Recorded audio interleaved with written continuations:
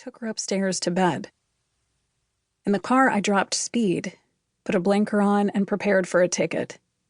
The officer passed me fast on the left, a lucky break, and I stayed in the slow lane considering this memory. Ted's voice snapped me back to reality. "Don't tell anyone I told you, and if I ever get like that, I want you to take a gun and shoot me in the head." Chapter 2.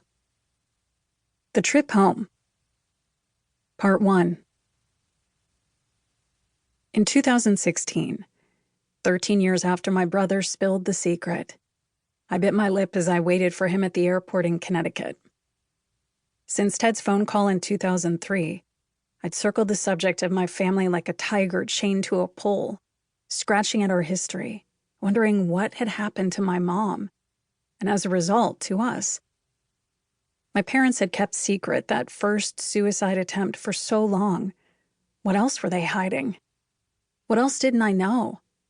A trip home meant another chance to ask questions. Ted pulled up to the curb and popped the trunk.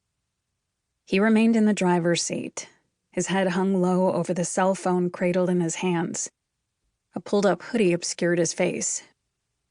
His puppy lay with its head down in the passenger seat, gloomy and lethargic. In the last 2 years, Ted and I had barely spoken, and I couldn't pinpoint why. Texts between us were rare, phone calls almost non-existent. When we did speak to each other, our voices strained, like whatever we meant to say was hidden beneath a fortress of lockjawed reticence. Once he told me I knew nothing about him, which was impossible because Ted knew the totality of my life in a way no one else ever could. We were together for the elemental moments of childhood that forever marked us. We trudged along muddy paths together, scooped up frogs, and watched them pee defensively in our dirt-caked hands. Once we even ran away together. We made it a half block from our house before sitting on the curb to discuss our future in serious tones. "What will we eat?" we asked each other.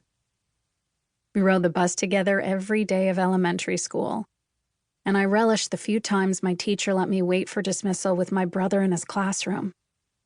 Compared with my few friends, Ted had many, but still he was mine. Ted poured my first drink and rolled my first joint. He taught me how to drive and how to play cards. We survived the divorce together and our mom's illness. There's no one else in the world who can reduce me to the softest feelings of childhood with a single phrase, with just a look. I shoved my luggage in the trunk and buckled into the back seat. The dog stayed in front. Ted placed his cell phone on the dashboard, opened the camera app, and pressed record. Something wasn't right. "Are you okay?" I asked. "I'm targeted," he said. "I'm being followed." Tears rimmed his eyes. "They're following me," he said. Chapter 3. The videos. During the troubling visit home, my mom gave me a stack of old family videos, transferred from film to CD. By the time I finally sat down to watch them, another year had ticked by. One afternoon, alone at my desk, I cracked open a beer and slid a disc out from its paper case. With my husband and daughter out of the house, I inserted one of the recordings into my computer drive and pressed play.